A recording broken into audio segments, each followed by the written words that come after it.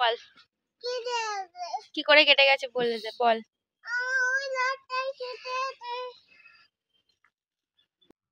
Hello everyone, welcome back to our channel. আজকে চলে আসলাম তোমাদের সঙ্গে সুন্দর একটা ব্লগ নিয়ে। আজকে একদম শুরু করছি দুপুরবেলা থেকে ব্লগটা। তো এখন আমার ছেলের হাত কেটে গেছে, খুব দুষ্টুমি করে আর এই সবই কাণ্ড করে এসে ঘরের মধ্যে যত কান্না কত এক্সকিউজ। আর দেখতে পাচ্ছ ধুলোবালি সারা গায়ে ঘেঁটে, মানে সারাদিনে একটু নিস্তার নেই, বকাবকি ঝামেলা এই নিয়ে আমাদের সুন্দর ছেলেকে নিয়ে চলে যায় একদম প্রত্যেকটা দিন। এভাবেই আমাদের দারুণভাবে কেটে যায় ৩ জন মিলে প্রত্যেকটা দিন। আর ছেলের দুষ্টুমির সাথে তার বড় হওয়াটা আমরা অনুভব করতে কিন্তু খুব সুন্দর একটা মুহূর্তটা আমরা কাটাই, যেটা ভগবানের আশীর্বাদে এভাবেই যেন যাক। আর চলে আসলাম আজকে দুপুরের রান্না। এখানে ডাল হয়েছে আর ভাতটা হচ্ছে অলমোস্ট। তোমাদের পরিচয় করাবো আমার ঠাকুমার সাথে। তো ঠাকুমার সাথে পরিচয় তোমাদের কিন্তু খুবই ভালো। গরম রুটি সেঁকে আর জলের মধ্যে ডুবিয়ে দিয়ে তুলে নিয়ে একটা থালায় রেখে দিই রুটিগুলো। রুটিগুলো শুকিয়ে যাবে, একদম পুরো নরম থাকে। তুমি করো না এরকম? আমি করি না, ওই সারা খাই বা রুটি বানাই। ওগুলো খেলে ওগুলো অগুলো দেয়। এটা যেমন ভুসি ভুসি থাকে, তো এটা ভুসিতে দিয়ে তরকারি দিয়ে খাও নরম। হ্যাঁ, একদম পুরো নরম তুলতুলে। আজ আমার কোনো কাজ নেই, খিচুড়ি খেয়ে শুয়ে পড়বো। খিচুড়ি খেয়ে শুয়ে পড়বো। না না, আজকে এক করে দেবো টিফিন করবো, এমনি ভাল লাগে না। ওই খলির মধ্যে দিলেই হয়ে যায়, আবার কত লাগে ঠাকুরের প্রসাদ। রুটিটাকে সেঁকে নিয়ে রুটিটাকে রেখে দিলি।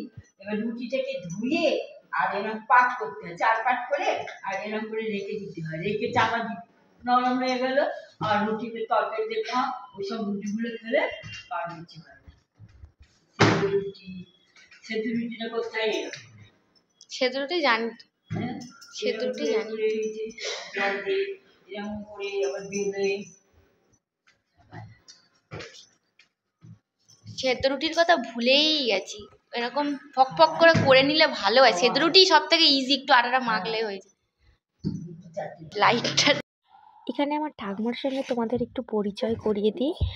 আর এখানে তোমরা বয়স্ক মানুষের জীবন কাটিয়ে আসা জীবনের কথাগুলো শুনতে কিন্তু খুবই ভালো লাগে। আর তার সঙ্গে অনেক কষ্ট, অনেক বেদনা, অনেক কিছু জড়িয়ে আজকে এই পর্যায়ে এসে তারা দাঁড়ায়। আর এখানে আমার কাকা দেখতে পাচ্ছ, এটা আমার সেজো কাকা সরি, আর এটা আমার ছোট কাকা। তো ওরা আর কি খাচ্ছে আর তার সাথে টিভি দেখছে। আর এখানে আমার ঠাকুমা রান্নাঘরে। আর এই যে আমার দাদুকে তোমাকে একটু ভালোভাবে দেখিয়ে দিই। এই যে দাদু,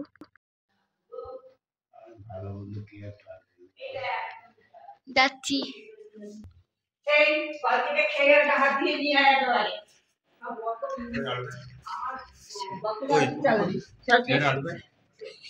তোদেরকে নিয়ে সারাদিন ভিডিও করে তাই ভাইরাল হয়ে যাও।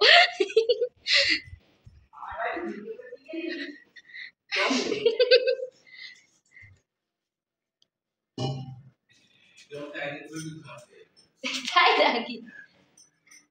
ওটা হ্যাঁ গো, একে নিয়ে তুমি যদি বাইরে বেরো তো এই চাঁদু কাকারে নিয়ে সারা রাজ্যের লোক ডাকতে থাকে। হ্যাঁ না গো, টাকা পয়সার জন্য না, মানে এরা হয়তো চেনে কাকারে। এ বলছে কেমন আছিস, আমরা তো চিনি না, আমি আমার হাঁটু বয়সী সব, আমি বাপের কালেও দেখিনি হয়তো। তো কাকা এসব পাড়ার লোকদের টুকটাক দেখেছি।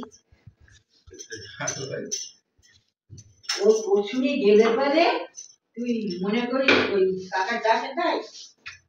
কাকা ডাকে, কাকা প্রায় সেলিব্রিটি। এখানে দেখতে পাচ্ছ ঠাকুমা কিন্তু একাই এই সংসারটাকে চালায়। কারোর হাতে এখনো পর্যন্ত দেয়ও নি। আর কেউ সবাই সবার নিজের সংসার নিয়ে ব্যস্ততায়। তো হয় না, মানুষের জীবনটা এটাই। কিন্তু সবথেকে বড় ইম্পর্টেন্ট জিনিস কি বলো তো? ভালোবাসা। তোমরা দেখবে যার কাছে ভালোবাসা পাবে কিন্তু আমরা তার কাছেই ছুটে যাবো, সে যেকোনো মানুষ হোক না কেন।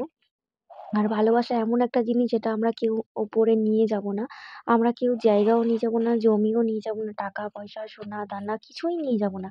কিন্তু ভালোবাসাটা আমরা অর্জন করে নিয়ে যাব আর সেটাই আমাদের কাছে রয়ে থাকবে। তো আমি বলতে পারো আমার লাইফে আমি আমার ঠাম্মার কাছ থেকে ভালোবাসা পেয়েছি। আর তার জন্যই সেই একটা অনুভূতিটা আমার আছে যে এই অনুভূতিটা প্রত্যেকটা মানুষের হয়। ভালোবাসার উপরেই কিন্তু সবকিছু সম্পর্ক গড়ে। সব সম্পর্কেই তোমরা দেখবে। আর কি বলতো? কিছু, কিছু ক্ষেত্রে কিন্তু আমরা মেয়েরা সব জীবনে এক হয়ে উঠতে পারি না। কেউ ভালো ঘরে বিয়ে হয় তো কারোর অনেক দূরে বিয়ে হয়। তো সবার, সবার লাইফ স্টাইলটা এরকম।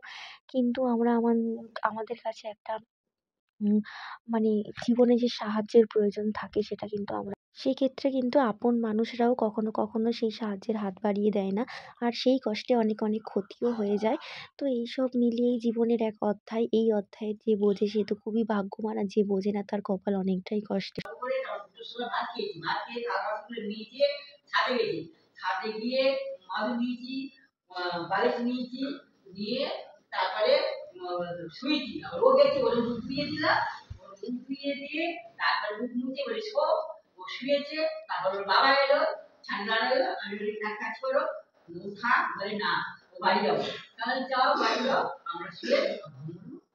আবার ৪টের সময় উঠে আবার হাঁটতে বের হই। রাস্তা হেঁটে আসলাম, মন্দিরে গেলাম, দেখি চাল ধুচ্ছে ঠাকুর।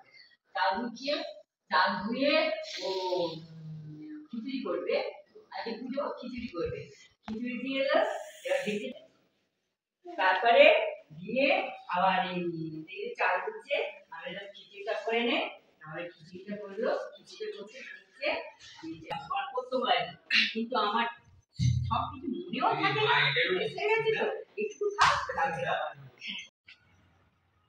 ইঁদুরটা পালিয়েছে এখানটায় ছিল। ওখানটায় পালিয়েছে। এই যে চলে গেছে।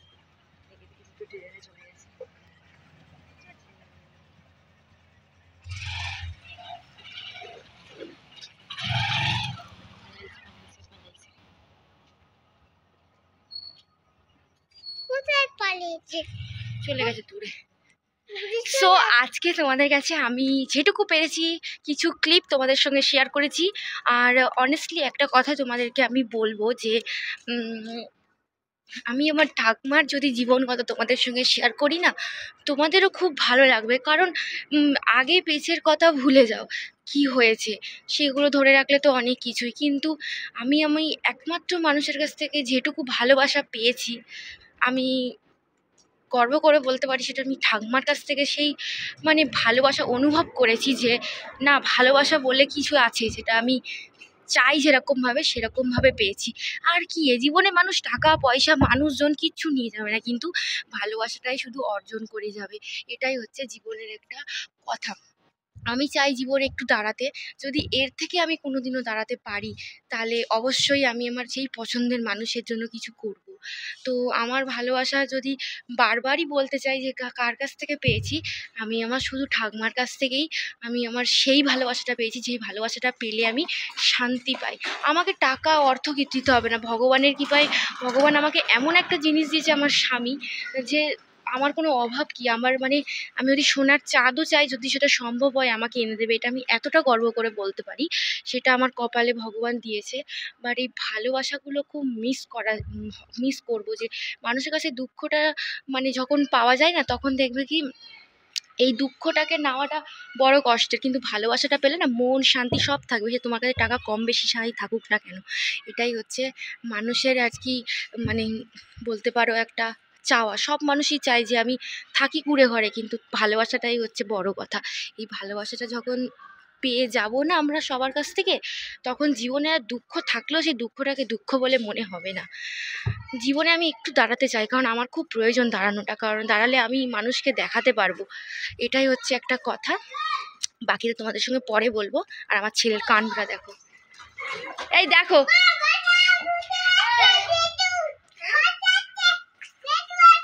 জেঠু না, দাদান। এ বলছো রাত্রেবেলা তুমি খাচ্ছ?